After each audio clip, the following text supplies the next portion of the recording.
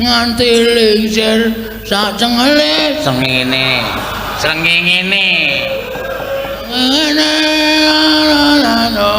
kowe ngacatur sapa nganti gedene semene wah wis Bagong nek ora apal rasa sok aku ki soalé penggemar Bang Roma aja ora lagu ngene-ngene iki aku ki ora apal itu aku ora seneng ya apal nek lagune Bang Roma pirang-pirang anu ya mau makan teringat padamu wah kuwi nganu sapa jenenge Elvi Sukase ngawur Evi Tamala wah gareng malah ngerti ya ayo aku penggemar mau teringat padamu jangan aku nek lagune ora kuwi ya kaset kuwi nggo nyetel yon-yon bojoku gepok mergane aku ora seneng lha kok kowe ora kaya ngono Gong kowe iki piyai sepuh kudu nuri karo kabudayan kok digepoki masukmu piye kualat kowe kowe iso urip saka budaya kok digepok ora sing tak gepok apane kaset iki mau nyetel kaset uyon-uyon karo gebuk boto maksudnya ngono ku ora tak gepuk kasete kowe iki nek omong mencla-mencle esuk tempe sore dele tempe iki saka dele oh macem-macem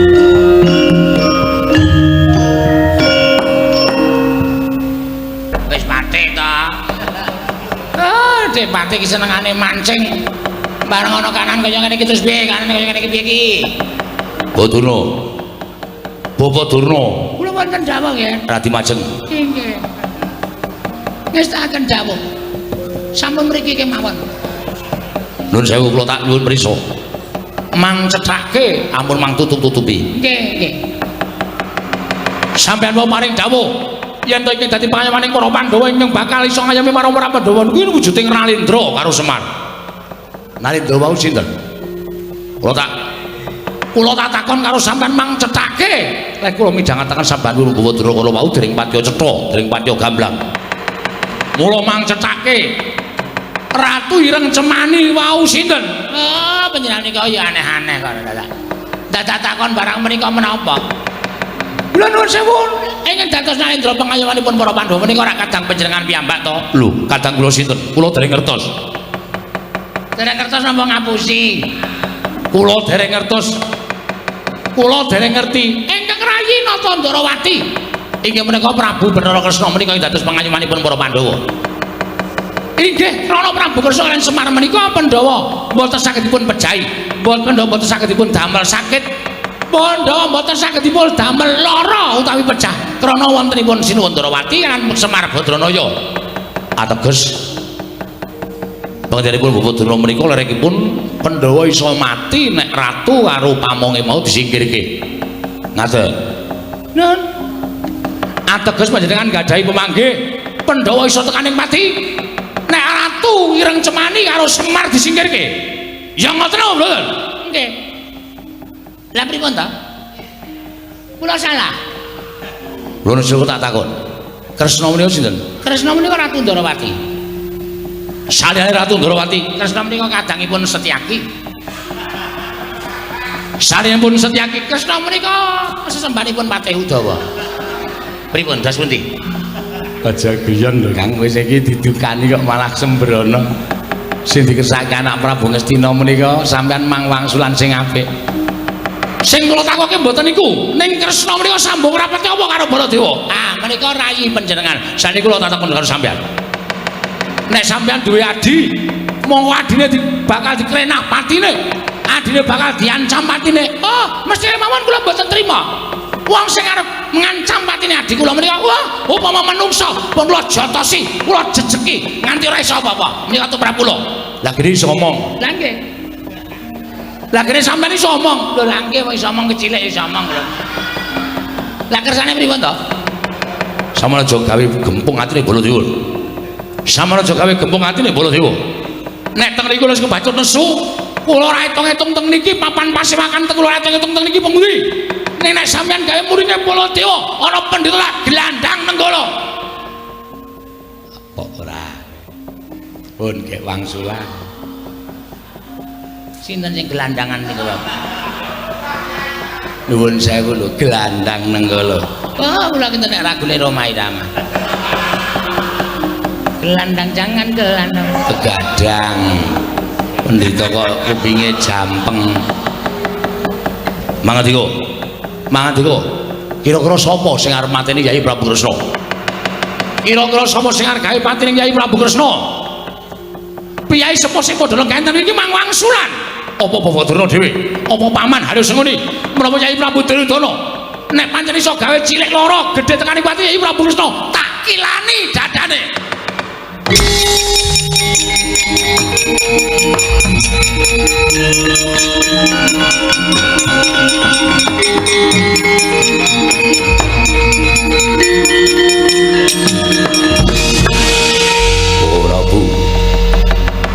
Ora Bu, wonten dawuh.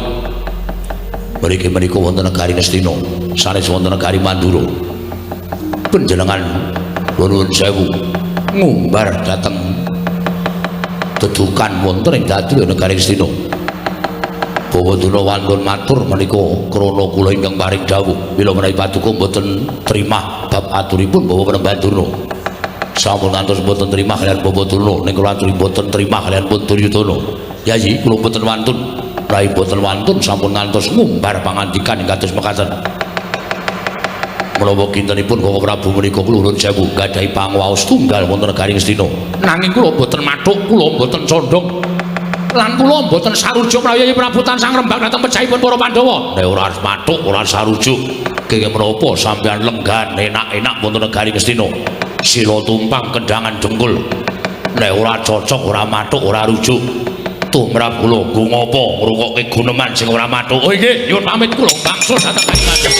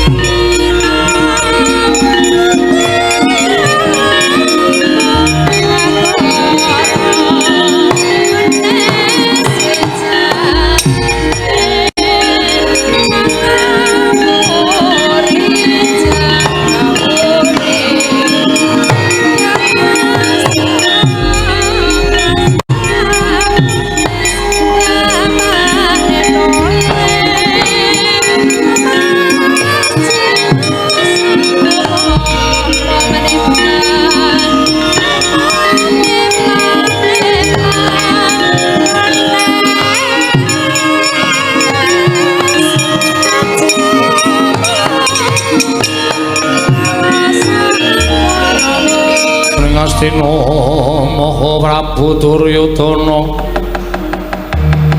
alona ngandika dohari ning Sun Werkudara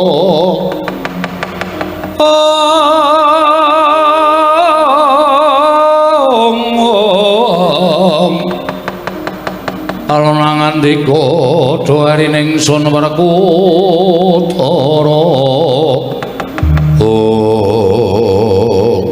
Buduna wonten dawuh sampun ajrih panjenengan menika wonten ing pangwaosipun Duryudana mila wonten negaring Astina sinten ingkang badhe damel sakit kalian panjenengan kula ingkang tanggal jawab inggih namung radi tratapan batos kula mergi suwantunipun anak Prabu Mandura menika pancen sura sanget ngantos ngumandhang wonten dhateng negaring Astina nggih Pamanarya wonten dawuh salajengipun kados pundi kula namung kantun nderek dhateng pun Kakang Prembanduna ingkang kula kinten pangendikanipun menika mangke badhe manggihaken srana pejahipun para Pandhawa nggih anak Prabu Ngastina ing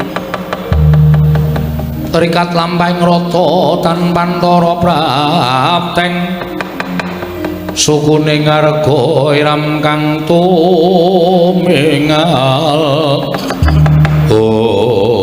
katrenjo sawaning Panakawan kula Petruk semawur kula Bagong tumraja kan kula raban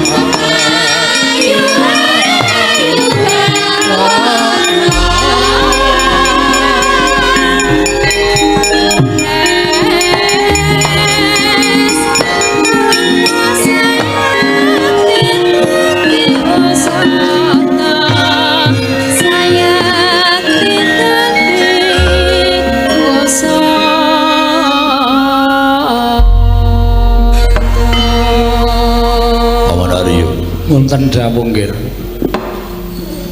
menika kanthi dene sowanipun Panakawan Petruk ingkang sowan wonten negaring Astina lha iki kok malah ngane-anehi Kakang Durna pripun Dewate Petruk kalian Bagong sowan wonten negaring Astina oh dasare wong ora duwe dasare wong sekeng wong mlarat saura-urane nuwun sewu nggih Petruk sowan menika mboten badhe gesek tertentu namung nyuwun paring-paring lajeng kaparing ana Petruk kowe butuh apa Mangke menawi Petruk lajeng matur tumrap kaparingana. Dana Prabaya butuhmu pira? Yen kowe butuh sumbangan, sumbanganmu kowe njaluk apa? Terus diwenehi, terus kon lunga. Mboten pantes menawi ngatasipun mriku Datulaya papanipun para her-her, papanipun para luhur, papanipun para pinulya kok dienggo drajikan kere-kere kados ngaten menika. Piye, Gong? Santai. Rasa kesusu. Apa awake dhewe iki wis wangun dadi wong ngemis lho. Ketoke wangun. Dengkulmu ya ora. Lah iki sowan kok tiba-tiba Begawan Durna kok ngendikane kaya ngono. Durna iki suarane atos, Truk. Rasa tok gagas, wis santai wae. Wis gak matur apa perlune. Petruk, wonten dawuh sinuwun. Pandhararja sak praptamu. Tansah pinanganing kawidadan ring sambikala bekti kula kunjuk sinuwun. Ndak tumpuk pangestu tampanana. Kula pun dinggo jimat paripin dayana ing kasantosan. Petruk padha slamet sak praptamu. Regana pati senggone wilujeng bekti kula kunjuk. Iya Petruk. Tak tampa pangestu tampanana. Punakawan Bagong Pandhararja sak praptamu. Berkahipun sinuwun Prabu Duryudana wilujeng sowan kula. Bekti kula kunjuk sinuwun. Iya, Bagong tak tampa pangestu tampanana. Kula pun dinggo jimat paripin dayana ing kasantosan. Bagong padha slamet sak praptamu. Pangestunipun Rekyana Patih Senggone wilujeng bekti kula kunjuk Rekyana Patih. Iya Bagong tak tampa pangestu tampanana. Kula pun dinggo jimat paripin dayana ing kasantosan. Oh, Petruk kantong bolong padha slamet sak praptamu. Slamet ora peduli apa kowe. Lho. Kawan sulamu kaya ngono. Apa kowe ora nyawang to Begawan Durna kuwi suwijining brahmananing Narendra. Aku kuwi piyayi, kowe dibagekke kok. Ucapmu sapenake dhewe. Napa pun pantes nek wong kaya kula niku sowan ratu kok minganane ming ngemis. Kula tak takon karo sampeyan. Apa Petruk iku ndang nang nggone sowan piyai luhur, apa kondang Petruk ki nek sowan wong duwe ming arep jejaluk. Apa kondange kaya ngono?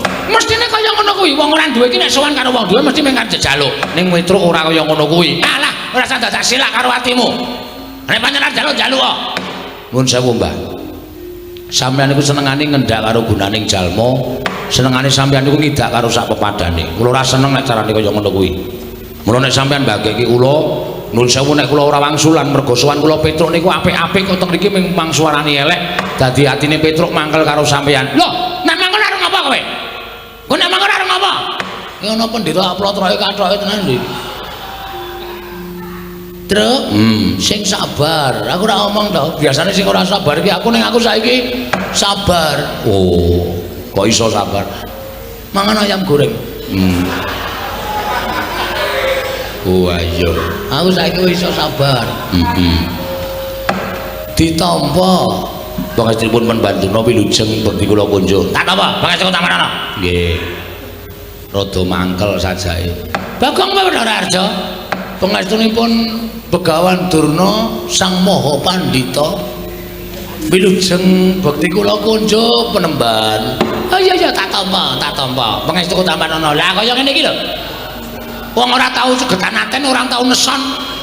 Selagine kowe iki luwih tuwa tinimbang Bagong kok kowe iki gampang murup atimu. Bagong iki malah saiki sabar. Bagong iki malah saiki atine ketok nek gedhe. Ditimbali kaya ngono ya wangsulane apik. Terus, ora nesu. Ora, wis tak sabarke kok, Gong. Pangestunipun Penemban Durna wilujeng bekti kula kunjuk Penemban. Ah iya tak tampa. Pangestuku tampanana ya Bagong. Nggih. Mergi nek nganti kula wani karo sampeyan. Sampeyan niku arepa pendhita balane kewan-kewan. Hus. Kok balane kewan-kewan? Nyatane sampeyan ngepek kewan, ora ngepek menungso.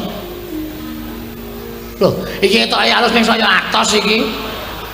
Oh, ketoke kepenak suarane ning saya ora kepenak. Bagong aja ngrembu perkara kaya ngono. Sing apik ya Bagong, sing sabar, sing ikhlas. Nggih. Punakawan Petruk, wonten dawuh sinuwun. Sawise satata, nggih. Ana wigati apa mula kangge matur marang panjenengan ingsun. Sepisan ngaturaken sembah pangabekti ndungkap angka kalih. Sowan kula menika dipun utus pepundhen kula inggih menika Ndara Abimanyu. Abimanyu anakku, nggih. Ya kene Abimanyu utusan nglawan sira Punakawan Petruk. Mugi dadosna ing kawuningan Ndara Abimanyu menika pendak dinten muwun. Krana kacariyos sampun wonten 3 jandra ingkang kelengganing dinten sak mangke menika pepunden kula Pandhawa 5 cacahe menika nilar negari Ngamarta mbotenipun mangertosi wonten pundi papan lenggahipun. Lah niki andadosaken sungkawaning kalih para putra klebet Ndara Abimanyu. Monggo mbotenipun mangertosi wonten pundi lenggahipun para Pandhawa. Ora ana baban ingkang menga, andha ingkang sumendhe, banon kang tinumpuk mboten wonten. Malah sampun mboten kirang-kirang Ndara Abimanyu menika nyuwun priksa yanging sabdawarga ngrawuhaken para brahmana winasih sewa sugata miyang para nimpuna supados nambah utawa madosi wonten pundi lenggahipun para Pandhawa. Nanging gagar wigar tenantuk karya. Tumuli nalika semanten petang-petangan kali kula diitung-itung sapa pendhita sing urung disuwuni prisa. Lah kok magragap Ndara Abimanyu paring dawuh Petra kowe sowan ning Sukalima. Gandeng Kanjeng Rama Kanjeng Wanjadipati kuwi duwe guru sing banget dibekteni. Mula nyuwun prisa karo Eyang Penemban Durna Pandhawa nilar praja kuwi lenggahe ning endi. Nek panrisa nuduhake matur nuwun, nek ora wis mangsa Baranga Petruk klepat kula nilar Tanjung Anom nganti kalih Bagong sowan teng negara Ngastina. Dados wigatosipun kula menika mboten gadhahi wigatos kaliyan Sinuhun Prabu Duryudana. Nanging nuwun sewu kula sowan mriki menika betah Begawan Durna. Mergi kala wau kula jujuk wonten ing Sukalima menika suwung. Mboten wonten tiyang babar blas lawange gembokan. Dumunten wonten santri sing matur kalih kula nek Begawan Durna sowan teng Ngastina. Wes kula jujuk sowan mriki. Nuwun pangapunten nggih sinuwun. Sowan kula wonten sanipun Sinuhun Prabu Duryudana menika mboten betah kaliyan panjenengan ning kula badhe nyuwun ngampil Begawan Durna mboten ketang namung sekedhap kemawon. Badhe kula suwuni prisa wonten pundi lenggahipun para Pandhawa dinten sak mangke menika. Nek Begawan Durna saged ngaturaken kula akoni nek pendhita pancen kondang monyor-monyor pendhita kalugengrat wasis wasiteng ngesi. Ning nek Begawan Durna ora iso ngaturaken wonten pundi lenggahipun para Pandhawa pun sarembug kalih Bagong wiwit dinten menika Durna kudu minggat saka Ngastina. Pun wonten mawon matur kula menawi wonten lepatipun nyuwun pangapunten, sewu lepat nyuwun pangaksama. Oh Durna, wonten dawuh nggih. Petruk matur kados mekaten. Bapak Durna sampun tanggap kula semanggaken, kula caosipun Bawasesa. Petruk, pripun, Mbah? Kowe butuh karo aku to, Kawan? Nggih. Bakal takon apa? Mbok penak jagongan niku adu arep ora kok ungkur-ungkuran ndak ora kepenak li dirasake. Oh iya aku tak maju. Nuwun sewu kemarenaken kula majeng nggih. Kula semanggaken Bawa Durna. Durna ina panalingane rala majaring ratri. Linenggak jangganira kapisanan. Aneng merang Bratayuda. Ing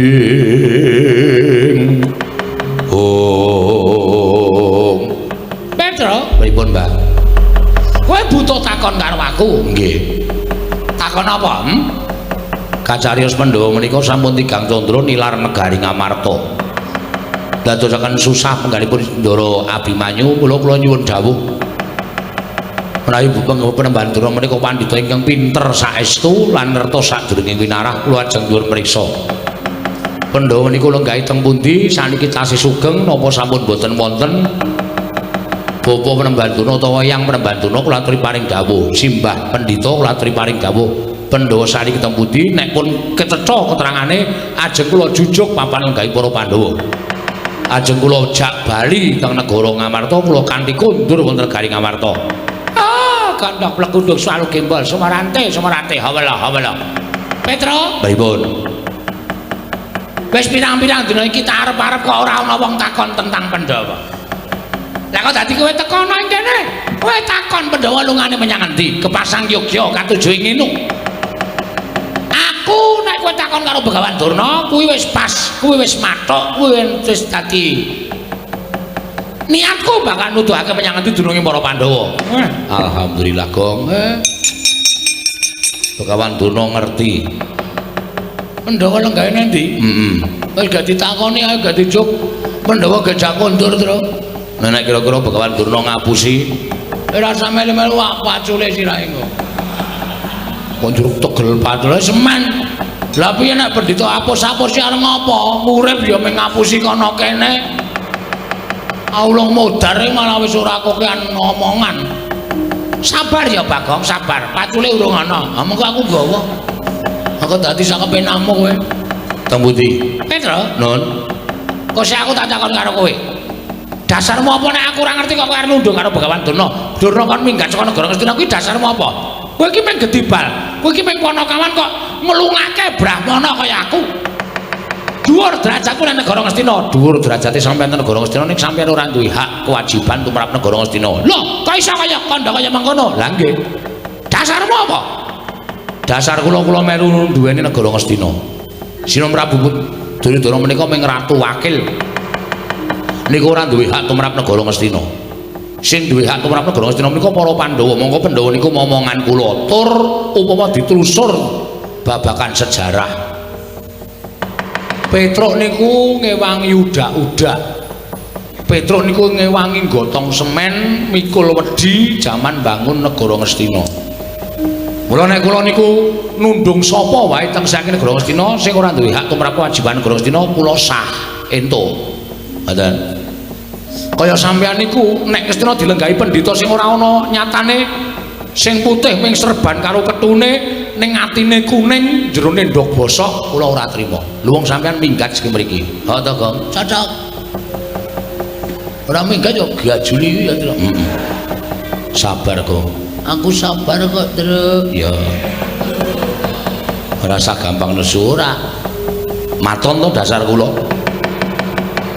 Dadi arep sapriki niku sing dadi lenggah dampar Prabu Duryudana ning Petruk duwe wenang tumrap negara Ngastina. Kula sing bangun Datulaya, kula sing ngewangi udak-udak, kula sing wangi gotong boto, kula sing ngewangi makani para pekerja-pekerjane kula niku ya duwe andil tumrap negara Ngastina. Dadi aja dimengke. Sing duweni Ngastina niku mung para-para pengarep-pengarep boten. Pengarep niku duwe pikiran ning sik temandang ora ana apa arep dicor nganggo pikiran. Pikir, Mbah. Dan semanten ugi sing mikir ora ana nek ana sing tukang nyambut gawe ya ora mlaku. Mula loro-loro niki dadi siji. Aja diya diniya nek ora ana aku, ora bakal dadi kaya ngene. Sakniki tembung kaya ngono disingkirke. Niku tembung sing mikolahake awake dhewe, tembung sing gumendhung mergo awake dhewe. Aja ana aku. Niku pun mboten jalan, sakmenika pun mboten jalan. Sakniki menungso niku kedunungan pikiran, kedunungan ati, kedunungan rasa. Nek gelem gumregah ngumrembihake tangan jangkake suku pikire gelem diolah niku napa-napa bakal kelakon mung kari gelem apa ora tembunge keset apa ora nek keset ya dadi wong rekoso nek ora mesti entuk dalan rejeki niku tumrap kula ngoten diarep Petruk iso dadi moden ya Tru nek mejang gleling ya Petruk iki tur kenyataan kuwi ora mung omongan tok. Dadi nek sampeyan ora iso ngandhake ndoro-ndoro kula Pandhawa, tenan, kula ora mung ngomong goro. Kula ken lunga sing mriki. Kula ken ngangkati sandangan sampeyan lemari-lemari kula ken ngangkati tumpake gerobak terus minggat nduh teng pundi sampeyan papan pernahe. Nek aku lunga mesti digoleki para Pandhawa. Kula sing matur. Nek Durna wis lunga, kowe mesti didukani karo para Pandhawa. Nuwun sewu, Pandhawa ki arep juragan kula, kali kula wedi. Kali kula mitung. Mergo apa? Pandhawa ki niteni karo kabecikane wong liya. Ngoten. Pandhawa ki niteni karo dharma bektine batur-batur kaya kula niki. Pandhawa niku ora tau lali karo dharma bektine kaya kula. Mula arep kula niku ora sowan mbok suwene 7 taun.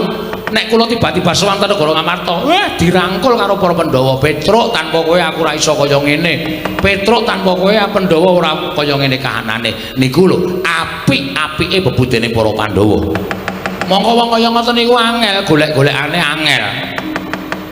Ngoten.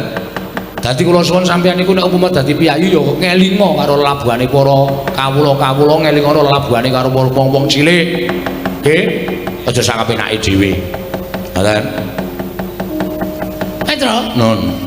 Barang kowe kandha kaya mengkono aku pengen jujur karo kowe. Jujur napa? Lah aku tang terus terang aku ora ngerti Pandhawa endi. Lah kok wau muni ngerti? Aku mau kepengin nutup-nutupi. Neng barang kowe ngandhake kaya ngono kok terus luwih becik aku jujur karo kowe ning nuwun sewu nek kowe ngelungake aku ora gelem. Lah nek ngoten kula peksa. Lah nek kowe maksa karo aku, tegese kowe ngejak sulaya karo Bagawan Durna. Kula sulaya karo sapa-sapa ora diwaten kula menika bener. Ngoten. Nek pancen sampeyan ngejak sulaya karo Petruk, sampeyan ora gelem lunga saka negara Ngastina, mergo iso ngandikake Pandhawa lungane nang ndi? Lah nuwun sewu, teng pundi papane wong neter Katidayan? Lho. Wani nantang karo Bagawan Durna, sing kula wedeni apa mau metu jaba, metu jaba. Petruk, kowe metu njaba dhisik sampurna ning masyarakat. Aku meneh keterangan karo kowe. Janji goro ditenono. Oh, ana pendhita tak ileng-ileng.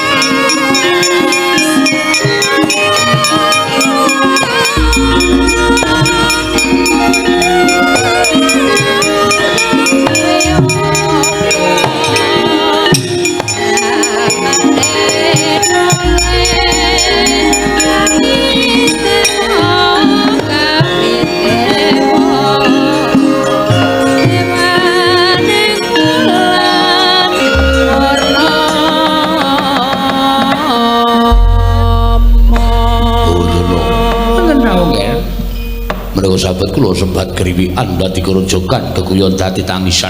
Upami mekaten malah menika tumrap kula Kamasang Yogya katujuh nginu. Liripun kados pundi Paduka paring dawuh mekaten? Lho, Petra kaliyan Bagong menika awon tanpa warni menika kegiatanipun para Pandhawa. Kula sampun matur menawi Pandhawa menika kinayoman piyai kalih nggih menika pun Kresna kaliyan pun Semar. Monggo Semar menika kagungan putra 3, Gareng, Petruk, Bagong. Nger menawi badhe nyerakaken Semar kedahipun dipun ginakaken srana ingkang alus. Jaranipun anake dipateni sik. Mengkene anake dipateni Semar nelongso. Menawi Semar nelongso piyambakipun tentu sakit. Kembange wong sakit menika pecah.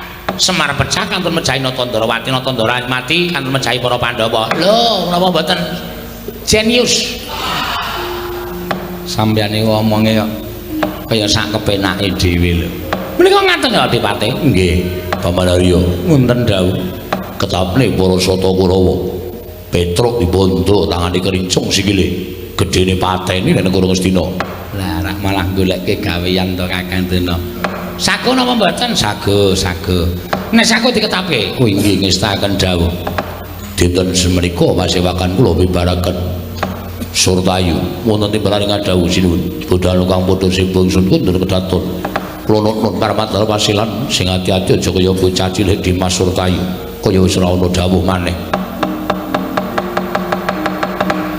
purna gatine pananggilan sanadyan kundur kedaton jeluk saking dampar kula nampi gambaran gading kadhiraken sanggyaning Promban Cedi manggung ketanggung Jama Paloro ing sami ngambil upacara ning Keprabon gawe setengah saking Mandura tindaknya Sri Naranata lamun katinon saking Mandrawa Petruk Ndara Surtayu ya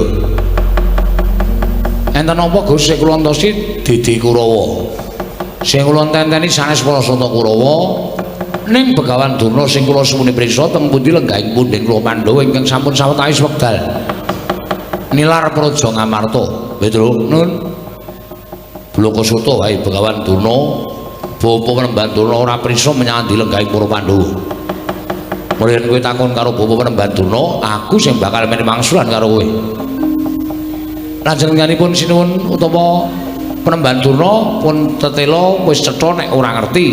Ya, pancen ora prisa. Lah nek wonten gampang mawon nek pancen ora ngerti ya Penemban Durna lunga saka negara Ngastina. Lah terus sampean rawuh mriki wigatosipun aku dijauhi dening Paman Sengkuni kene nyekel karo kowe. Nyekel napane? Lho, awakmu kuwi. Kersane tak bondo tak krincung sing kaleboke pakunjaran. Gede kok tak pateni Petro.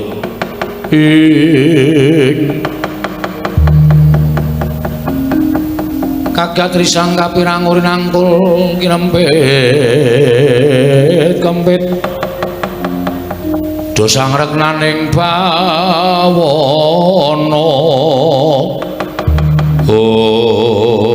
belajar orang ngerti sangkan marane lah kok malah Petro tekan negara Ngastina kok kaya arep dikrenah patine.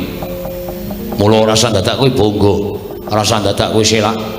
Ulunga tanganmu, tak bondo, tak krincung sikil bagi pakunjaran. Mas, nek pancen sampeyan arep mateni karo Petro monggo. Ning carane sapi mang jagal sik. Nek wis kula ambruk ora duwe daya, mang pateni kula manut wani karo Surtayu. Sing tak wedeni awam. Kowe biyen tekan saniki kula mboten wedi karo sampeyan. Pecah diadamu sirna Margolayu. Mang maju mriki jajal-jajalan karo Petro. Minggir kok. Ya.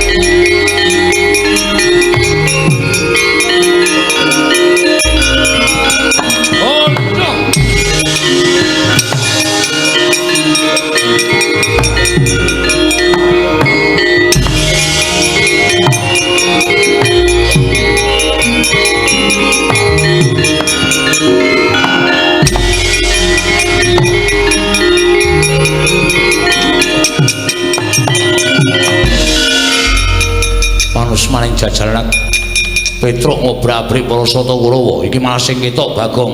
Iki Petruk ngejak aku, Mas. Nah aku ora tumandang karya, nah aku ora nyambut gawe dikira aku ora ngewahi karo Petruk. Lho, wani karo Kartomarma. Aja kok ming Kartomarma. Karto ndelosor aku, Mas. Wih, iki merganing patimu sirna dening aku. Ayo, panggau tak ayoni. Kene marganing patimu. Singolina Brabeng Lalis lakon dadi penjangkamu. Iki merganing Iki lak wiwit sok kapan? Kok ming ngono-ngono wae. mati dening aku. Nggo gaceng sirahmu wae mau karo Marmo.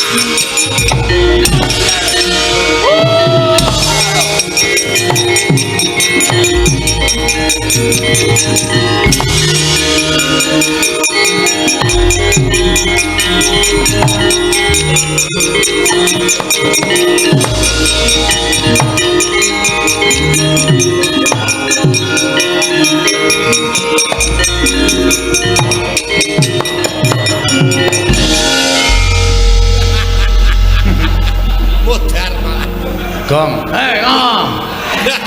Ngantel dasmu ye. Ora kok. Kuwi ngopo ya, Gong, kok matane abang. Mendem ya. Oh, ayo mulane. Aku nek ora ngene iki ra wani ya, Truk. Ngombe apa ya? Spiritus.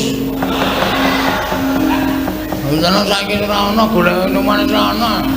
Spiritus tak kake Coca-Cola ombe. Dilalani. Waduh. Payah kowe. Kok kene, Truk? Iso kene ngono. Wong arep perang kok dadak gedheke ati ngono kuwi ora entuk kon gedheke ati. Oh, kapokmu kapan kowe? Ya wis. Haji kono. Ngopo kok malah muring-muring dhewe? Asma lasirun mah mlaku-mlaku. Lasirun iki sapa? Tukang ngeson. Ora tungguson mah mlaku-mlaku ndasa asikanan. Kowe sapa-sapa kok? Asma. Senang. Ayo kesel yo. Dadak ombeni barang pengen arep karo Kartomarma dadak perno-perno. Ora sampeyan melak trajangi dhewe le. Oke. Hati-hati ya, Tru. Heeh. Ana kira-kira wae alah ngomong aku sae. Oh iya. Ana sing ngene ya. Nanti harus sosok. Ah iya. Ora pandang brutu apa? Pandang brutu, pandang bulu. Aduh, mumetan aku. Ya ora usah maju, tak maju. Soalnya aku nek konangan mata keplak yo kok. Wong ora ape kok dienggo. Ulung sawangan aku. Ora dari namane to. Ngono ae dari namane. Ya suruh endang duwe ning kene rasa perang. Nandang. Ajiker aku ditinggal dhewe. Awar turu ning pangkone sinden-sinden. Njur sapenake dhewe ora arep ngosek-ngosek ning kono. Ben awar ben. Ya. Lah trajange dhewe le. Heeh. Hati-hati ya, Tru.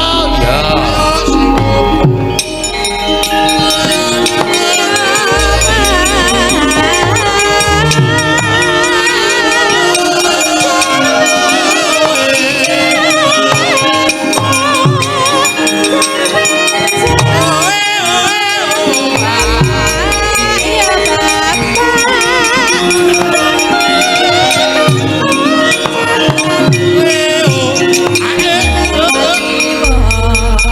Jah kula man. Petruk seprika-sepriki mboten sesuda kekuatane. Ning malah saya mempenge mboten kanten-kanten kula sumanggaken. Kowe iki pangeran pati kok kalah karo Panakawan. Nyatane kawon dipun menapa-menapa kawon yo kalah ora sedak kok omong. Wah, edian. Bagong perang kali kula. Bagonge mungsuh Kartomarma nggih. Tandange ngawur. Wah, wis sajake kaya wong pinter pencak ngene.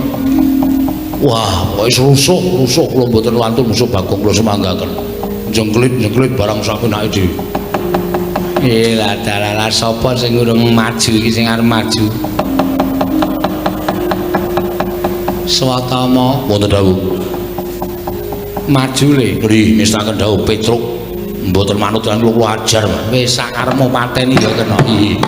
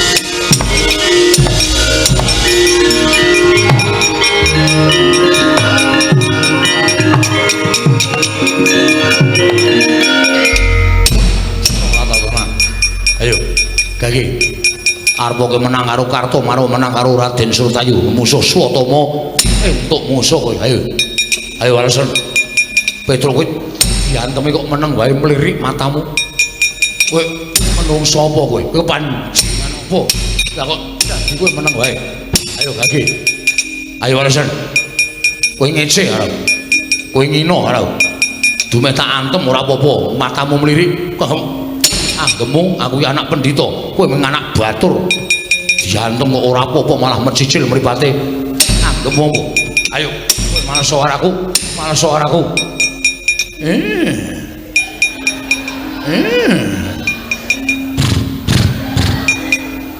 tuprok rasa melu-melu aku gumae terus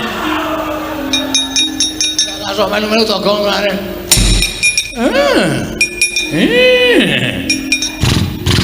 Tuprok. Kowe diantung kok malah hahi.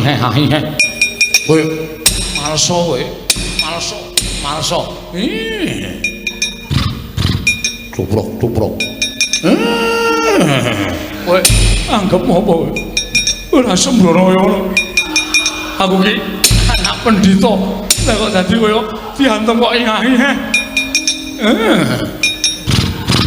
tuprok das matos iki diantem kok malah ingahi Esro kowe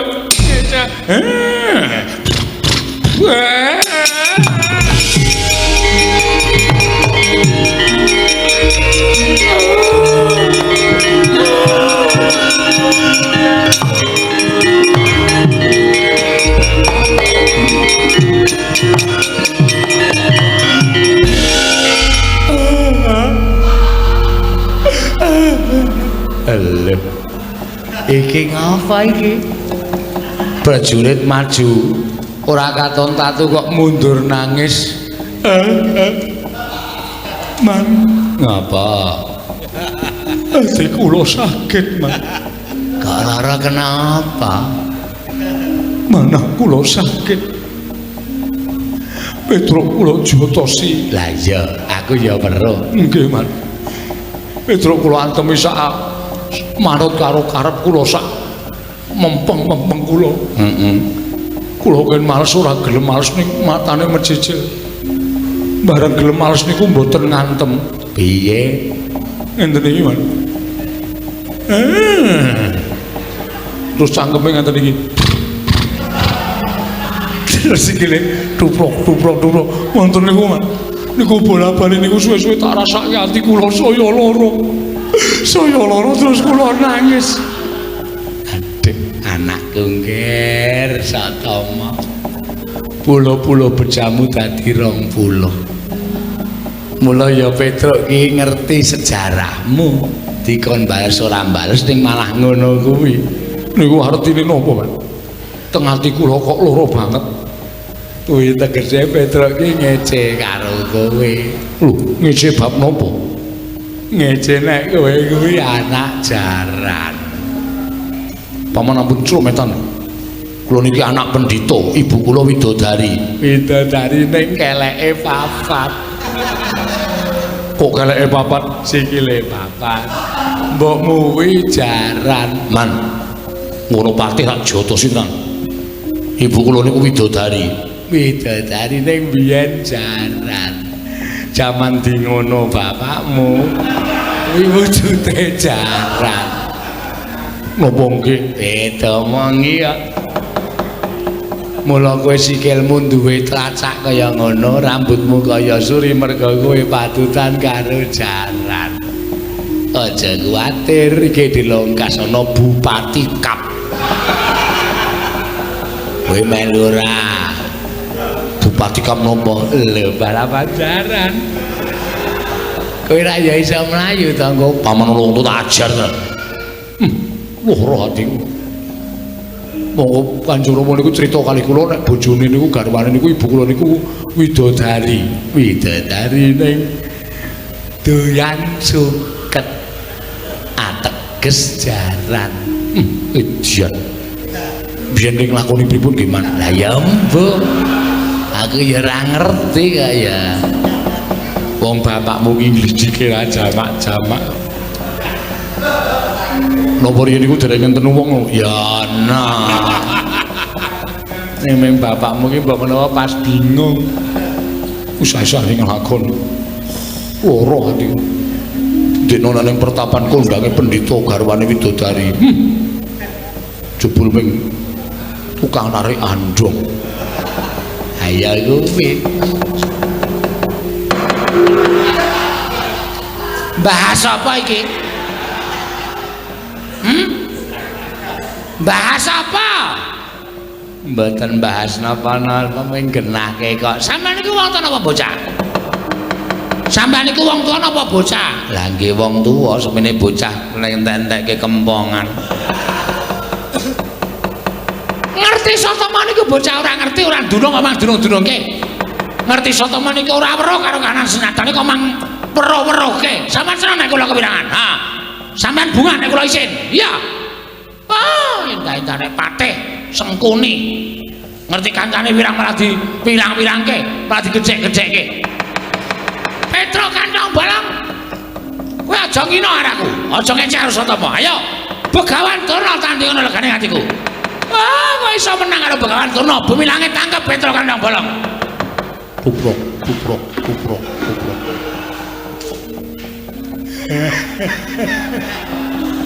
Kono guyu kono. Bahagia. Hah? Sukacita kowe. Nek ana wong kepirangan kok senenge ora jama-jama penyakit ora. Ayo Petra. Adu atos sing balung mleting kulit. Yen perlu kowe nggawa pusaka. Pusaka apa? Aku ora bakal wedi. Ayo kono kan masuk lekane atiku. Tubrok, tubrok, tubrok. Tubrok, tubrok, tubrok. Tubrok. Tubrok. Bisa mentem. Tolong rungokno.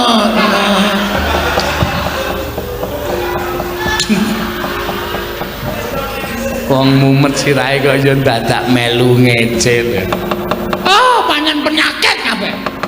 Petra ya penyakit, Bagong ya penyakit, gugu karepe dhewe. Iya. Tubrok. Tubrok. Yuk. Halo. Ditirokke nek jarane jengking. Jengking jasmu kuwi. Penyakit ora. Oh, senengane kok ngece karo. Ya Petra. Kowe ngejawab apa? Kuat nadai Kiai Cunda maneh. Oh, nglakon meguru karo kowe. 20 tahun keparat. Tubrok, tubrok, tubrok, tubrok. Dobrak, dobrak. Toprak, toprak, toprak. Siamene malah ngejak setar balapan jaran. Aku ki gumun karo Petra ki. Biyen sik ngabari sapa ya? Kok iso ngerti? Ponokawan mongko ora ngerti jaman nom-nomane Kakang Brembandurna. Iya. Oh, pancen Perat. Ngece karo aku sengkuni Perat. Kose to. Sampeyan niku ece-eceran ya ece-eceran aja nyandak sak dhuwuring tenggak. Perat ya men. Wong sampeyan yo eleke kok dadak pendhita kok irunge kok manuk bedet. Ya men, ini ora Perat cangkeme. Ini ora bedet irunge. Ini ora Perat cangkeme. Bedet Perat. bedet Perat. Bedet.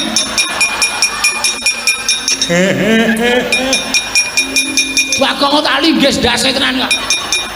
Ora ngerti perkara kamu ni bedet-bedet dengkule atas ora. Lho, Bagong ngerti nek sampeyan pun pendhita kaya manuk bedet. Ya bener sampeyan Perat. Bedet Perat, bedet, Perat. Tetrat. Tetrat. Arat. urung muni kok wis diwangsuli ora. Aman cepet-cepetan ora. Perat. Oh, cah adil kae. Nek mrene ngece sampeyan, nek merono mece kula. Meneng mawon. Nggih, nggih. Diem. Nggih. Anggere sing ngece tendiangi sampean. Mboten, Mbak. Petra. Ayo. Mrene yo. Tandang ana bedet. Aduh. Syukur. Ayo kowe ketuntu ora. Ora gelem mundur ning padukan kabedetan. Piye ya iki? Sik tak raup sik dewate. Nggih. Gak ketuntut terus ora. Nek sampean mboten raup, kula percaya malah mangke sampean ming munamuni bedet terus. Mergo sampean niku gampang eling-eling kata-kata sing pun mangucapke. Mergi nek mboten sampean mikir mboten dadosaken Perot ing Menggar. Iki iso bebayani mergo nek sampean maju rambeto Kiai Perot. Aku gak iya ta iki. Nek ora raup Sik ta, lagi kula nggih raup. kula yo klera-kleru e. Ame raupe kok gentan sampean iku ngerti ora nek raup niki banyune bedet banget. Lah. Sampean madiri kok mengke ndak ketularan oleh kula Perot. Aduh. Gugu karepe dhewe panas wae jajaran. Petra ketiban Kiai Cunda maneh ora jeblok bertemu jembut.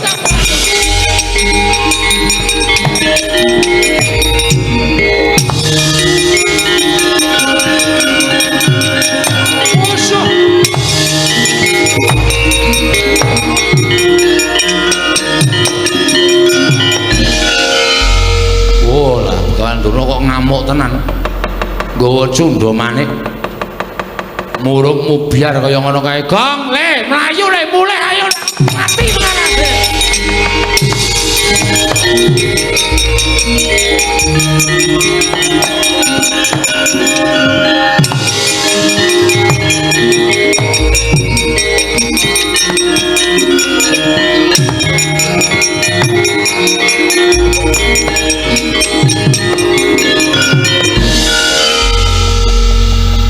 Petro nggih oh diarah rono ketemu Durna rene ketemu Sinuwun Mandura Petro kantong bola gawe geger negara Ngastra menungsa wae glandang nang kono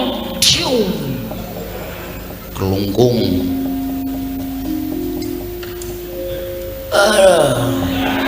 itu ngapa kok Mas Rono mari-mari adus kono kita gebyuri ndas Petro sapa itu Dursasana uduh ngawur Sinuwun Mandura ngono ha Sinuwun Mandura wah mati gong Sinuwun Mandura iki Sinuwun Mandura ha Sinuwun Mandura asem iki krungu Kartomarma wow selip kupinge ora Sinuwun Mandura to mati awake dhewe ha mati kok iso Durna saka kono, Sinuwun Mandura saka kene.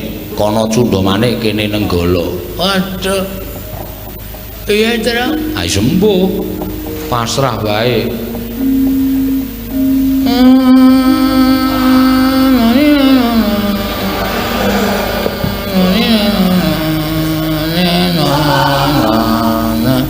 Ngopo Gong kowe iki? Nganggo keyboard.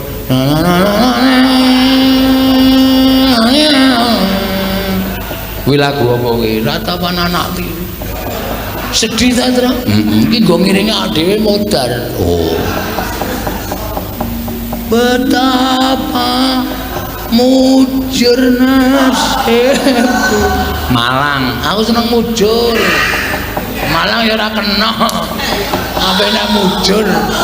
Lambemu ra Petro, nun. Saka ndi kowe? Saka Ngastina.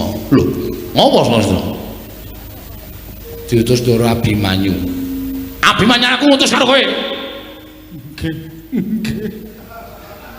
Wis seru ya omongane, Tru. Cetha nesu iki. Heeh.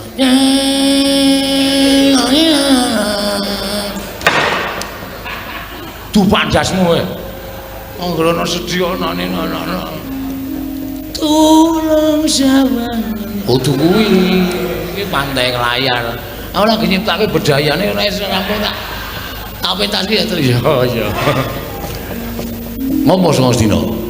Ditut Ndara Abimanyu. Lah ya Abimanyu putus kowe ning Ngastina apa? Panjenengan boten prisa to? Ora. Ndara Pandhawa niku pun tigang candra kisah saking negari Ngamarta. Lho. Pandhawa sira 3 sasi nang negara Ngastina. Ngamarta? Nggih. Lah kok aku ora krungu kabar? Mboten ngerti wong ya niku le lunga meneng-menengan kok. Iki wis ora tintrim ya, Gong. Atimu. Aku opo? Lan atiku dadi siji, aku mentaimu. Mencintaimu, cine aja dirangi.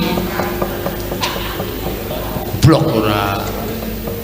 Lah terus nyuwun pirsa kali Begawan Durna.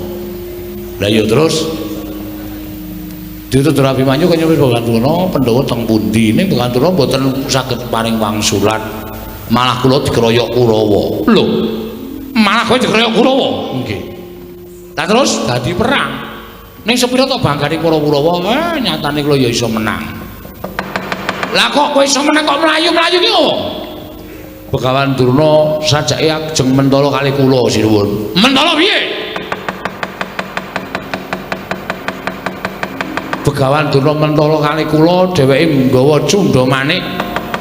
Kula ajeng dipateni kalih Begawan Durna. Wah, panos manik cacaran kertane bawana. Begawan Durna arep mentala mateni karo Petro kandhang bolong ora lumrah manusa iki. Oh setan kowe. Gong kowe iki ngopo to? Ora nyeneni kowe to? Ora. Wah, tak kira nyeneni kowe. Tiwas tak getak. Wah, ngilangi dramatik kowe cerai.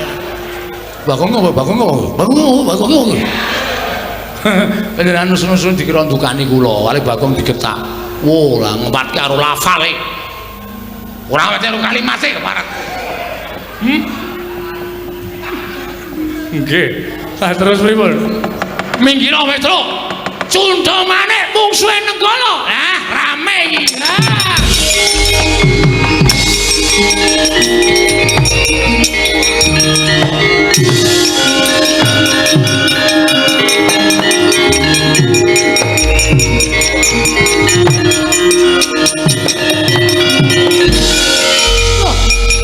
Mereka anak Prabu Mandura. Nggih. Nglika Kyai Nenggala wonten menapa? Nggo ngembari wong tuwa sing kurang gawean nggawa pusaka tengah-tengah awan ngene iki arep ngopo? Arep ngopo sampean nggawa pusaka? Anu namung mlampah-mlampah nggih. Mlaku-mlaku pripun? Tangel kelakone wong nggawa pusaka ping mlaku-mlaku karepe piye? Mesti ditamake wong, iya, mesti ditamake wong. Nek ngoten kuwi ya namake Nenggala ki ning diadane menungso. Lho, sinten sampean? Lho, lepat kula napa? Sampean nggawa pusaka, kula nggawa pusaka. Rasa kok yen gulung diduwa piye? Mboten nggih. Mboten kula sampun ngakeni kelepatan. Singgah nggih. Nun, singgah nggih. Dileboke. Nun, dileboke. Kowe. Diwerangkake maksud kula. Oh nggih. Ah, wis malah konangan kaya ngene iki. Wong tuwa sampeyan niku kula ngerti, nggawa Nenggala arep mateni Petruk to. Nah, sing nggawa Nenggala sampeyan. Cundha maneh ajenge mateni Petruk to. Sir kula ngoten. Sare kula tak takon karo sampeyan. Nggih. Petruk niku sapa? Petruk niku Manakawan. Baladewa niku gedene sampeyan iki tau tate diwong karo Petruk. Baladewa niku iso dadi ratu mergo labuhane Petruk. Baladewa iso mukti Wibawa Cakrawati bau dedom niku mergo labuhane Petruk. Dadi nek ana sing arep nyekara karo Petruk, sing arep gendak sikara karo Petruk, sing arep minta Allah karo Petruk, Baladewa ora trima. Nggih, leres menika. Petruk nika ya gedhe labuhe tumrap negari Mandura. Petruk menika ya gedhe labuhane tumrap paduka anak Prabu Baladewa. Mila sapa sing arep mateni karo Petruk padha karo wani karo Sinur Mandura. Lah, sampeyan ngerti? Ngerti. Lah kok sampeyan arep mateni karo Petruk? Kula mengajeng mateni lampune Petruk kok. Mboten Petruk mengajeng mateni lampu ngarepan omahe Petruk. Lah kok dadak go cundha maneh? Nggih namung kagem giri godha dhateng Petruk kemawon. Anu mobil arep cepet-cepet yo. Iki ngopo iki? Arep tiru-tiru sampean. Ning kata-katane ora cetha. Ayo bali. Bali mboten bali sampean gawe nesune Baladewa. Kula teng negara Ngastina digawe kagol ati kula. Kula sowan dados kono negara Mandura tekan negara Ngastina digawe kagol ati kula. Teng mriki ajeng gawe kagol. Napa kira-kira bukan turunan wani karo Baladewa? Langsung kan bangsa mawon.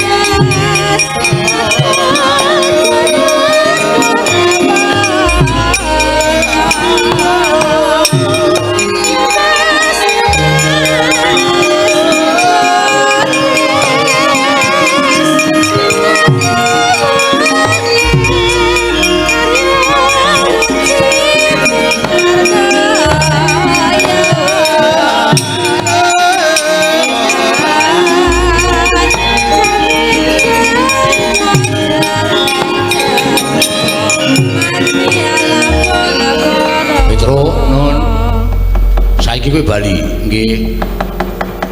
Sing kurang gawean ki Abimanyu. Lho, lah utusan kali kula kok. Lah iya. Mesine utusan karo kowe kuwi golek pendhita sing luwih ampuh. Golek pendhita sing digdaya. Aku kuwi saben dina campur karo Begawan Durna iki kapitayanku sithik karo Penemban Durna. Lah kok dadi dadak utusan sowan Begawan Durna ki nak ngececeh wektu to. Oh nggih. Mangke nek sinuwun utawa Ndara Abimanyu ndangu kula kan matur pripun? Omonggo yen to Abimanyu kon pasrahke perkara iki kalian bapakmu. Lho. Bapak kula? Iya. Bapak Semar? Iya, Semar. Semar ki arep pemidrajate kaceplik kuwi Ponokawan Batur nanging kae Dewa Wijawantah. Kae dhisik Sang Hyang Bathara Ismaya. Moka Semar ora ngerti menyang ndi dununge para Pandhawa. Mula nek nganti Semar ora iso ngandhakake menyang ndi lenggahe para Pandhawa. Wajib Abimanyu ora trima marang Semar Badranaya. Oh nggih, mboten ming Ndara Abimanyu, kula bapak, kula barang ora bakal trima. Karo bapakne Semar nek pancen Semar niku wong ampuh tenan ya, Kong. Oh iya ta Kong. Oke, ya. Sing ngintip. Nek ngoten kula nyuwun pamit sinuwun, sing ati-ati aja kaya bocah cilik niki matur sembah nuwun. Ya mulih ya. Kula tak matur Ndara Abimanyu ya sing ati-ati aja kaya bocah cilik Ponokawan Petruk. Sing sayo sewu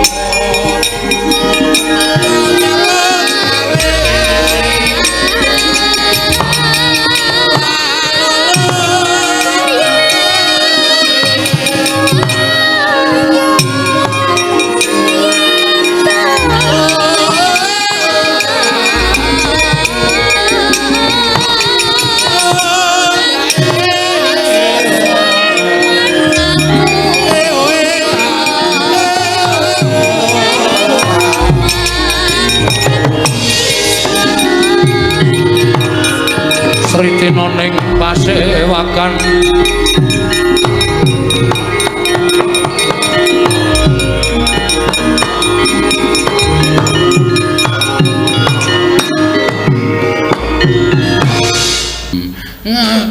nganti lingsir sak cengele sengene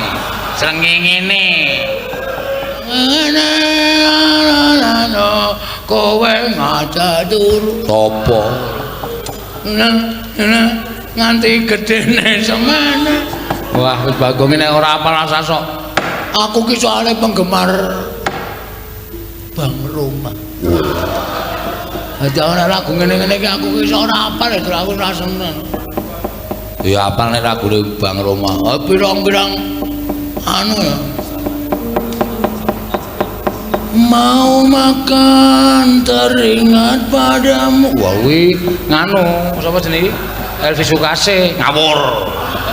Elvi Tamala. Wah, gareng malah ngerti ya. Ayo, aku penggemar. Mau teringat padamu. Jangan. Aku nek lagune ora kuwi ya kaset kuwi nggo nyetel yon-yon bojoku gepok.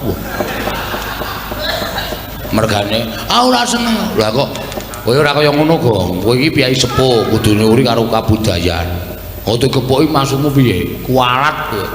Kowe iso urip iki saka budaya kok digepok ora. Sing tak gepok apane?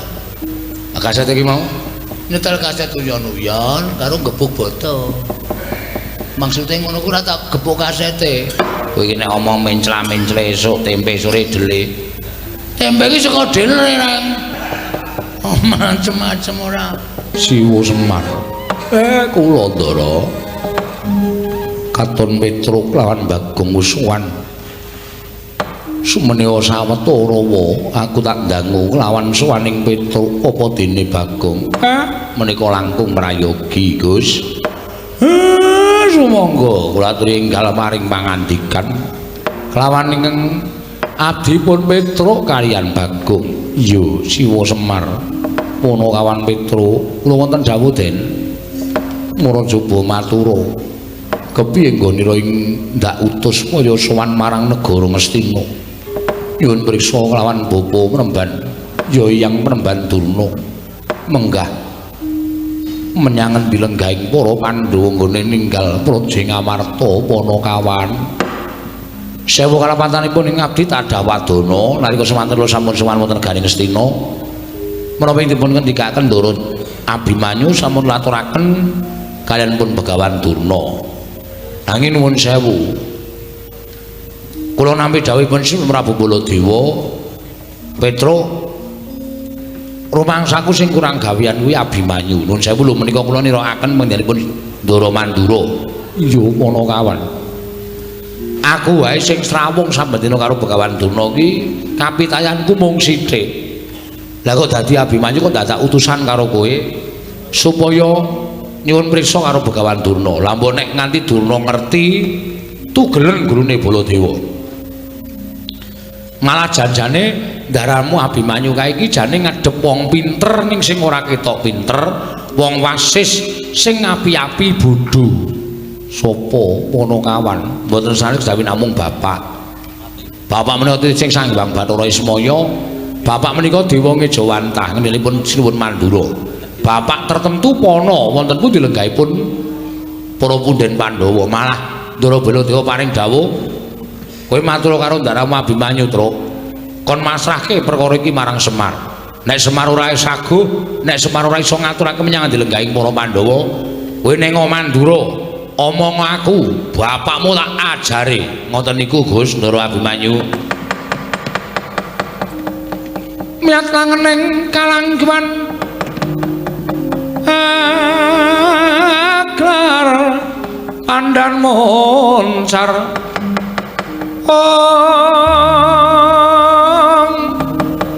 tinon lir kekonang surm sorotetan padang kasur lan pacaring purnameng ngekono dasari mangsa katiga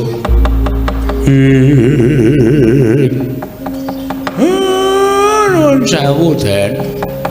Lah kok ngoten ngendikaning ingkang Wahing Mandura Siwa Semar ora usah dadak selak marang kewajiban. Oh ngerti lamun Siwanayantaka kuwi lebu pamonging para Pandhawa. Ndak kira Siwanayantaka wis apal marang lagak lagu lan lagianing kepunden Pandhawa. Mula paringa dawuh menyang dilenggahing para Pandhawa Siwa Abimanyu ingkang basal sumusul marang para Pandhawa. Nuwun sewu nggih Den, kula mboten ngertos sewa semanten. Sampun kinten kula badhe wisuh lumuh ngentasi perkawis. Den, awi mangtutke laku jantraning Semar kula kanthi mlebet wonten telenging Wanawasa ngupaya ingkang Rama inggih menika punden para Pandhawa. Mengkono Siwanayantaka nggih ya yen pancen kaya mengkono ayu anakmu aja ning keritut luntak laku ning Abimanyu. Monggo Gus kula dherekaken Den. Semareka Den prayitna semuriris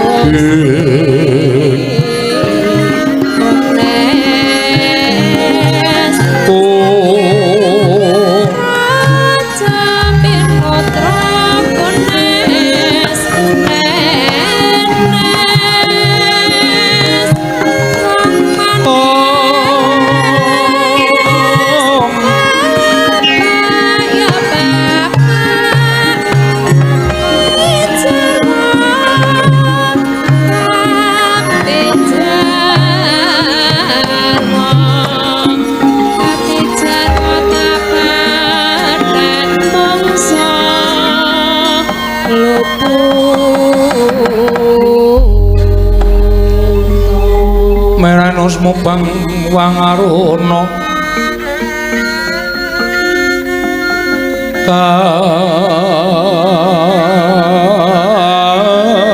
dinetraning uga rapuh sabdaning kukila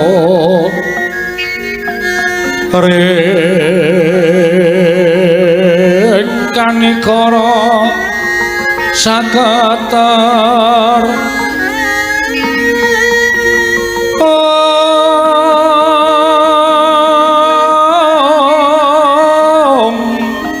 kene dongane engkong ler sing pene panca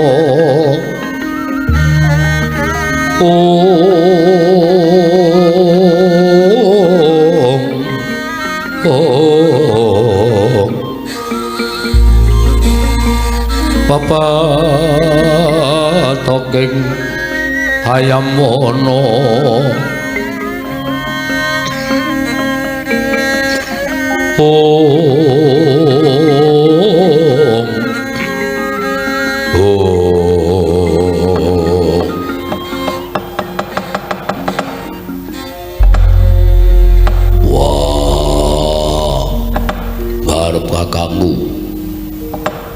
aja mbok kira aku aning ganggu nggonmu nglakoni tapa brata nanging kadreng nggonku kepengin ngerti wiwit budal saka negara Ngamarta barep kakangku ora taren apa-apa ora paring pangandika apa-apa marang adimu malah saiki mapan ing tengahing alas wis pirang-pirang candra suwene barep kakangku ora jugar nggone nglakoni tapa sediamu apa lan karepmu piye yen pancen mengko apa kang dadi karepane barep gambuh karo apa sing tak pikirake mestine aku ora bakal selak bakal nyengkuyung karo wateking barep kakangku ngene nglakoni tapa ning telenging alas Koko Rabu kepareng mbabarana dhateng yang raipun Arjuna samangke menawi sampun pono menapa ing sampun paduka lampahi tartemtu ingkang raya nyengkuyung dhateng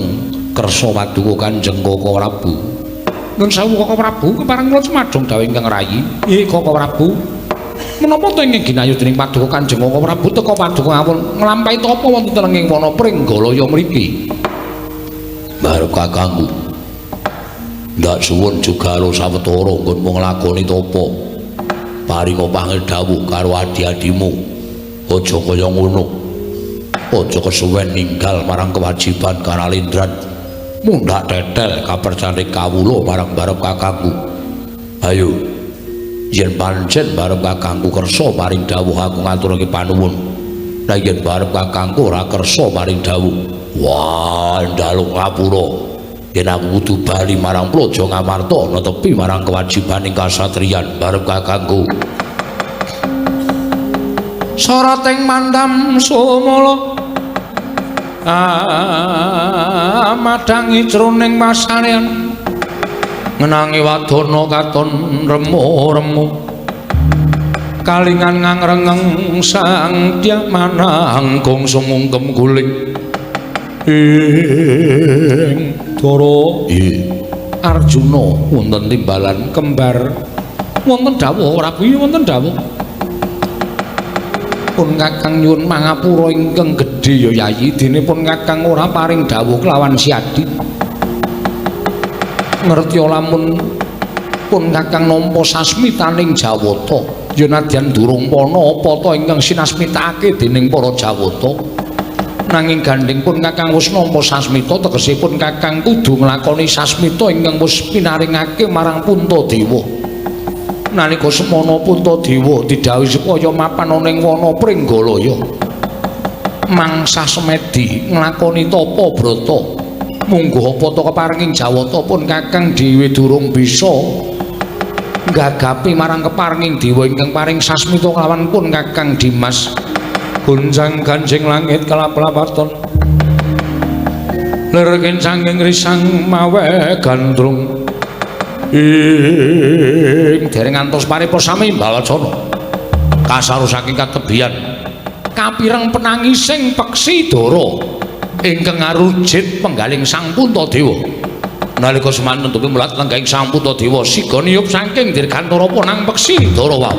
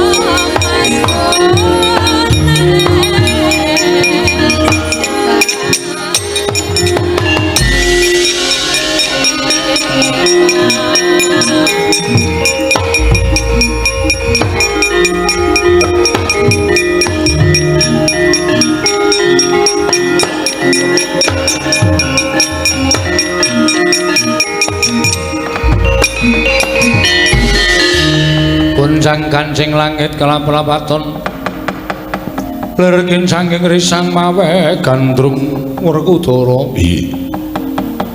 Teka aneh timen ana wujuding manuk Dara ingkang niyup sangka dirgantara prapting ana ing ngarsaning pun Kakang. Gusti Maha Gedhe, Gusti Maha Agung lan Maha Priksa. Barep kakangku maragake ingkang lumrahe manuk Dara saben cecaketan kalian menungso mesti mabur adoh. Nanging teka iki nyedak kalau lenggahe barep kakangku. Mula takonana apa wigatine. Manuk Dara, yen pancen sira bisa tata jalma sak tataning jalma wantah. Sira kuwi sapa lan wigatine apa dene prapta ning ngarsaning ingsun? Waduh. Sinuwun sesembahan kula sampun boten wonten mapan malih kinarya pengayomanipun ingkang abdi. Kula menika namung peksi Dara limrah. Namung mugi andadosna kawuningan kula menika nilar endhog 3 wonten susuh kula. Ing nembe kula angremi supados sakmangke saged wenteh wujudipun peksi Dara ingkang badhe nerusaken dhateng sejarah kula. Sira wujuding peksi Dara lumrah ingkang ninggal susuh sababe apa? Teka sira mentala ninggal kelawan susuh. Mongko nduk ingkang mapan ana ing susuh mau perlu mbok ngremi supaya mbabar wujud piye ing Dara. Ingkang kuwi kabeh minangka dadi anak-anakmu manuk Dara. Krana anggen kula dipun bujung tuwin dipun oyak-oyak kan satunggiling peksi ageng menika ingkang wujud Raja Wali tuwin Garuda. Sinuwun kula badhe dipun tedha dhateng Garuda menika kala wau satemah kula mlajar saking susuh kula. Tebih nggon kula mabur sampun sayah sewiwi kula. Tumunten kula nyuwun tulung dhateng Paduka Gusti kula Sangata. Mugi kepareng mangayomi dhateng kula saking Garuda ingkang badhe mangsa dhateng jasad kula. Mesakaken dhateng endhog 3 ing mapan wonten ing susuh kula menika sinuwun. Menawi kula pejah ateges kula mentala mejahi dhateng endhog ingkang badhe mbabar wujud piye. Lenging saking menika sinuwun kula nyuwun pengayoman. Kula nyuwun dipun ayomi supados manuk Garuda menika mboten mangsa dhateng kula sinuwun. Manuk Dara kene nyaketa kelawan aku mengko aku ingkang bakal menehi pangan karo Garuda ingkang oyak-oyak kelawan kowe peksi.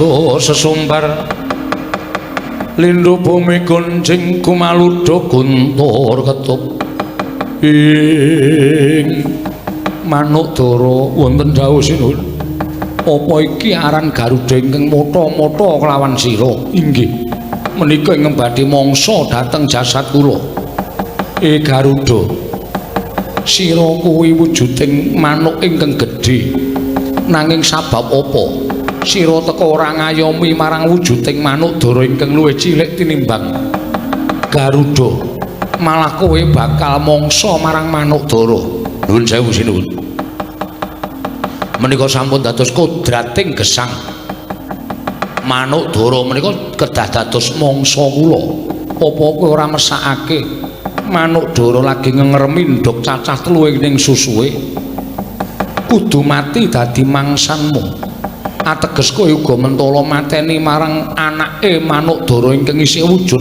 ndok mapan ana ing susu bab perkawis menika sanes tanggal jawab kula ingkang wiganti kula namung manut dhateng kodrating Gewang Mahanasa bilih dara menika dados mangsanipun ing abdipun Garuda menika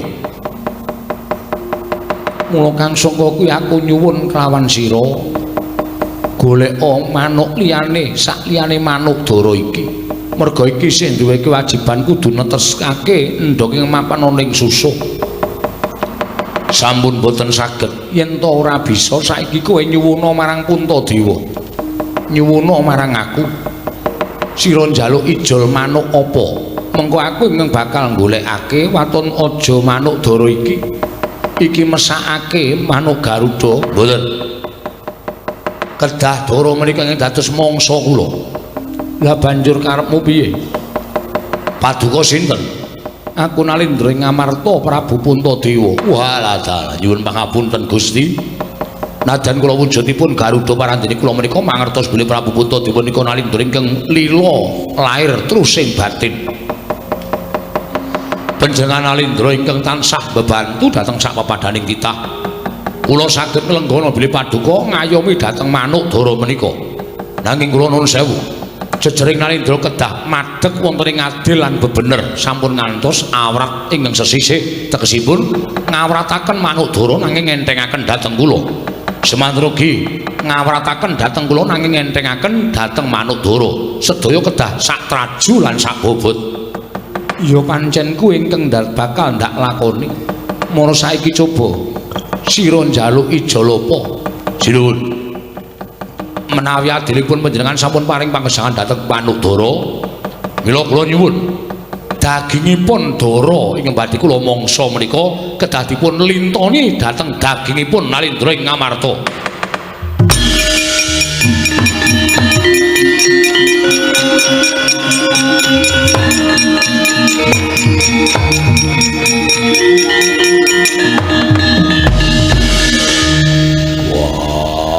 arep kakangku kowe arep ngopo kok ora paduka badhe menapa Werkudara nggih aja nyaruhe pun Kakang Arjuna ora usah dadak matur werna-werna mbok menawa pancen iki panggasah pangungkaling jiwa tumraping Puntadewa Garuda wonten dawuh apa ingkang bakal sira aturake lan wis mbok aturake marang Prabu Darmakusuma bakal tak wujudi ora wegah nggonku bakal menehi ijol daging ingkang bobote padha karo manuk dara kabeh dadi srana nggonku ngrampungi perkara iki kanthi adil lan bener Werkudara nggih Arjuna kula wonten paring adhawuh golek watu sartane wujuding kayu ingkang dawa manuk dara iki arep tak timbang karo boboting daginge Puntadewa Janaka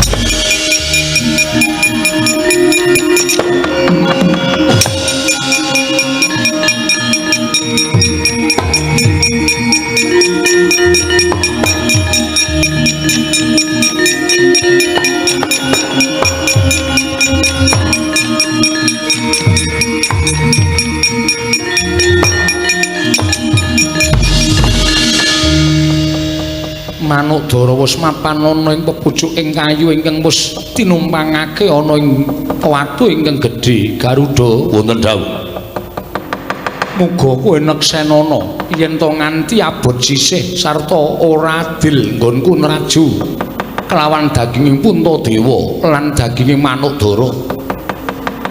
Sumpahana uripe Puntadewa ora bakal mulya selawase urip. Lega lahir batos kula sinuwun. Nanging menapa paduka menika lahir batos sanganipun badhe maringaken daging paduka kinarya lintu menawi ngantos kula mboten nedha dinten menika kula badhe wejah. Nadyan tekaning mati bakal ndak wujuti. Arjuna kula wonten paring adhawuh pun Kakang nyuwun ngampil curigamu Koko Prabu badhe menapa. Wis to Yayi aja dadak syadi ngregon-ngregoni Puntadewa. Kene Yayi mala gage paringna gunjang ganjing langit kelap-lapaton.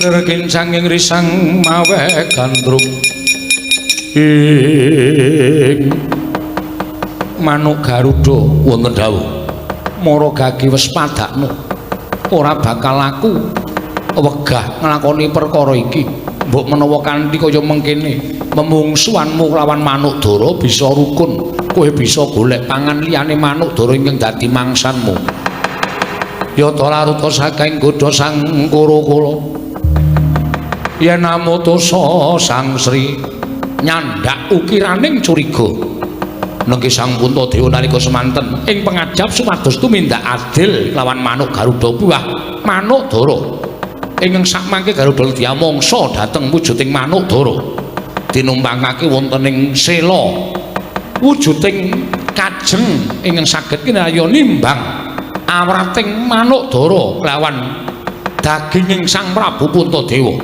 sigra tinancepake wonten lengen den geret mangandhap temah muncrat ludira mancur kakiat sang Werkudara wau.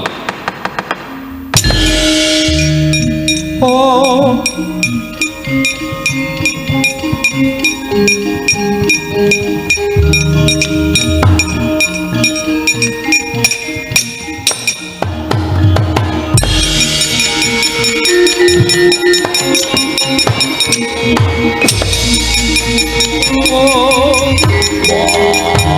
bareng kakangku Koko Prabu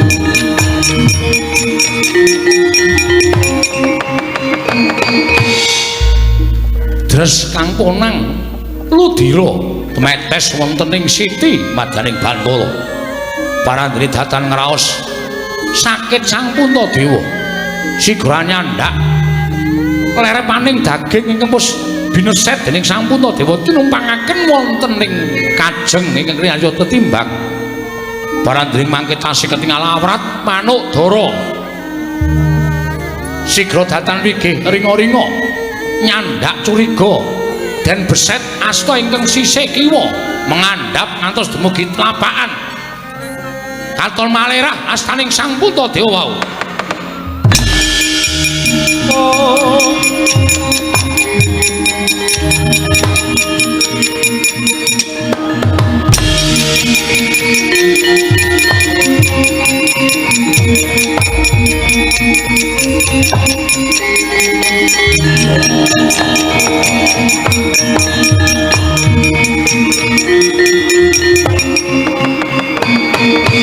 Asta kekalih abrang branang kebak getih krana kecalan daging sang Puntadewa tinumpangaken wonten kajeng ingkang kinarya traju parandene kalaning jagat gayaning para dewa kaya isih abot Manukdara ingkang samesinipun awrat daging sang Puntadewa parandening mangke jroning gumun ing batos angu padi adil lan bener sang Puntadewa sigra nyandak ponang curiga den tancepake wonten ing pupu den geret mangandhap ngantos dumugi dedengkul katon katingal wus ora jejeg jumeneng ing sang Puntadewa parandene datang wonten pesambating sang Prabu Darmakusuma.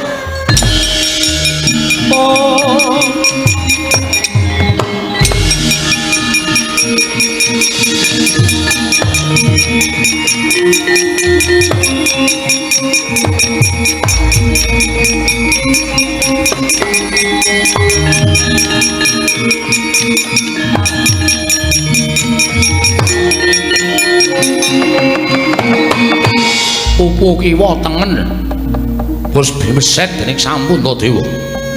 Namung katingal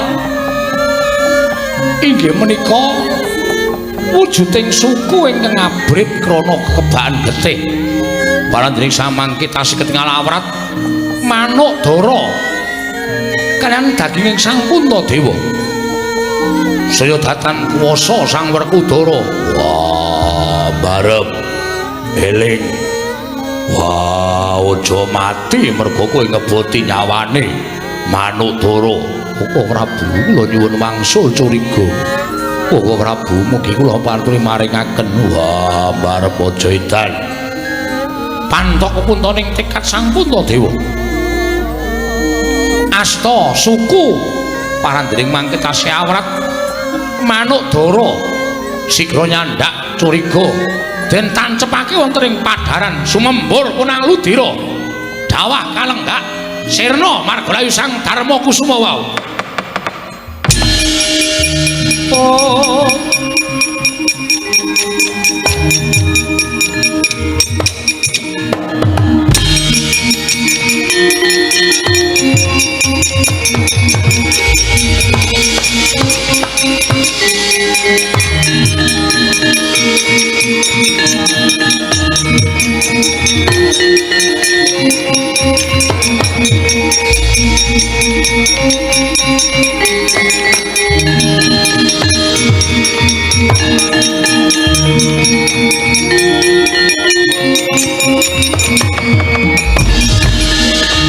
suram Dewangkara kinggen lir manguswa kang layon denya ilang kang memanise wadananira layu kumel jamrat nyomaratani ing Werkudara guru ageku aja kuwatir kang dadi atinira Arjuna ulunten maring adawuh ngerti yo lamun ingkang dadi Garuda mau yekti panjenengan ulun wondene ingkang dadi manuk dara mau Kakang Pukulun Bathara Narada ingkang wis sarembug nedya nyoba marang lair batine kadangmu Pambayun ya kuwi si Puntadewa. Wah nanging barep kakangku wujude nganti kaya ngono. Wah, saiki malah tekaning pati. Boya tekaning pati ulun ingkang bakal ngusadani kelawan kadang kita Darma Kusuma. Wah, Bathara Guru kageku mangsa Baranga.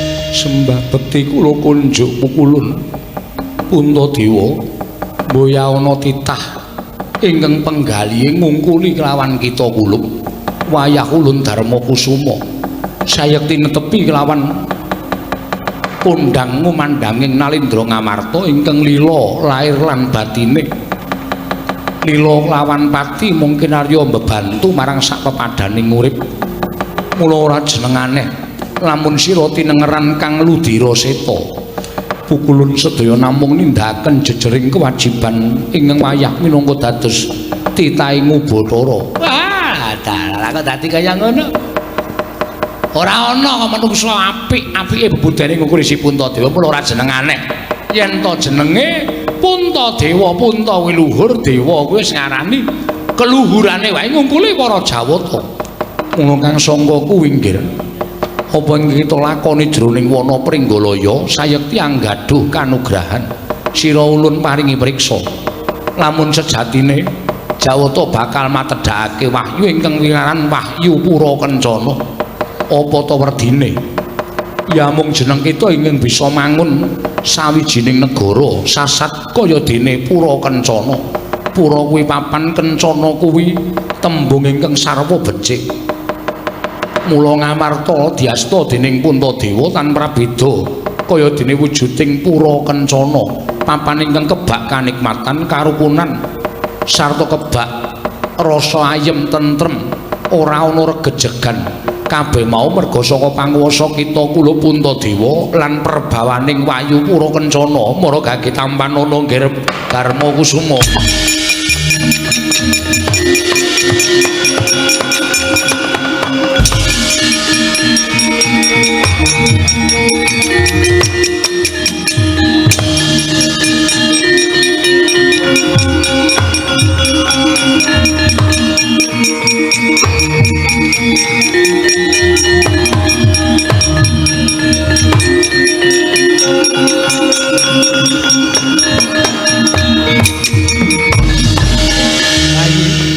Damel bingung ngantos persasat mboten ingkang raka mboten wangsul dhateng Garing Ndorowati pengajaping manah kula mboten patiya kula badhe wangsul dhateng Projeng Ndorowati mboten pinanggih kalan para Pandhawa Koko Prabu netepi dhateng sasmitaning Dewanggaya kanugrahan menapa Wayu Pura Kencana barep kakangku wis kelakon dedunungan Wayu Pura Kencana jagat Dewa Bathara pun kakang melu seneng pun kakang melu bungah yayi kula mangayu bagya lan ngempil dhateng kamuktening Wayu Pura Kencana menika yayi.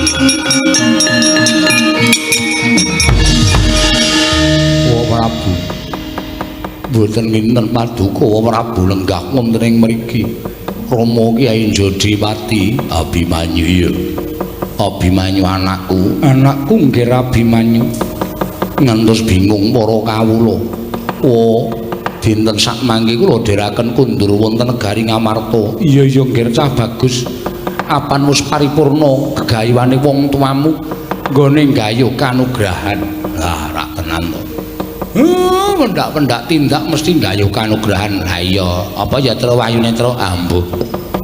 Apa gong wayune jumbuh karo tulisan ning baliho. Aran Wayu Pura Kencana welah. Wilayah apik iki.